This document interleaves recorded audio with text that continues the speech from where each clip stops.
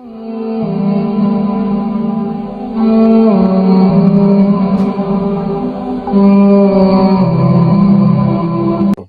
اللہ الرحمن الرحیم۔ رمضان مبارک کے مہینے کی آمد ہے۔ اس مہینے کی آمد سے پہلے میرے پیارے نبی جناب محمد صلی اللہ علیہ وسلم اپنے صحابہ اکرام کو جمع فرماتے اور اس مہینے کی برکات اور اس کے فضائل سے ان کو آگاہ کرتے۔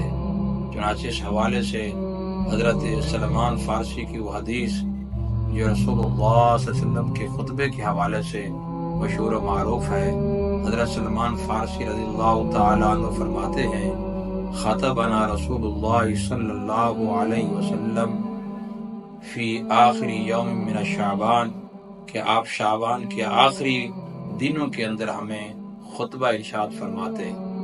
فقال یا ایھا الناس، چنانچہ رسول اللہ صلی اللہ علیہ وسلم فرماتے ہیں، لوگو قد اظلکم شہر عظیم شہر مبارک، تمہارے اوپر ایک عظیم مہینہ، ایک برکت والا مہینہ سایہ فگن ہو رہا ہے۔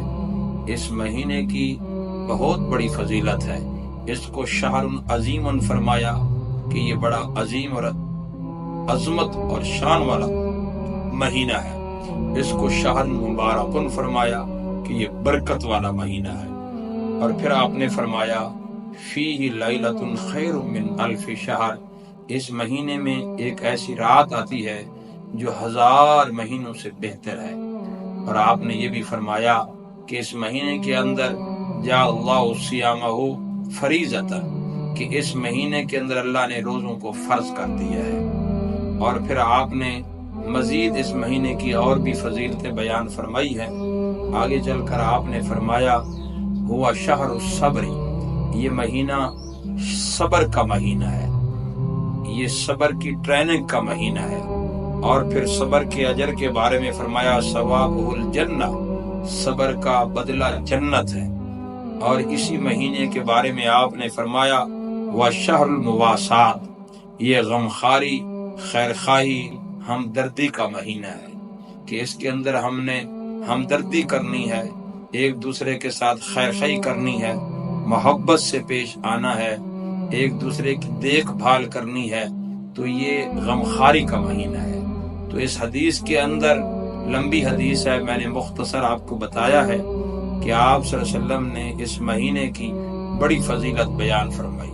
شہر عظیم بھی فرمایا، شہر مبارکن بھی فرمایا، شہر الصبر بھی فرمایا، شہر المواسات بھی فرمایا۔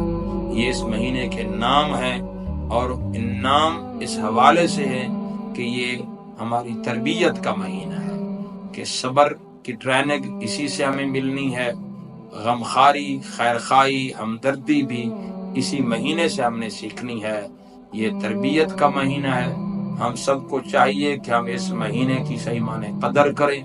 اللہ کی طرف سے یوں سمجھو کہ مہمان آ رہا ہے، یہ بہت سارے فضائل، بہت ساری برکات لے کر آ رہا ہے۔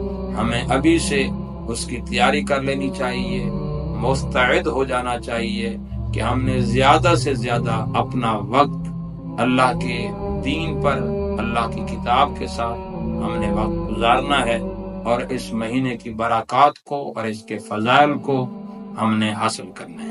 اللہ تعالیٰ سے دعا ہے اللہ ہم سب کو ان سب باتوں پر عمل کی زندگی نصیب فرمائے۔ وما علینا الا البلاغ۔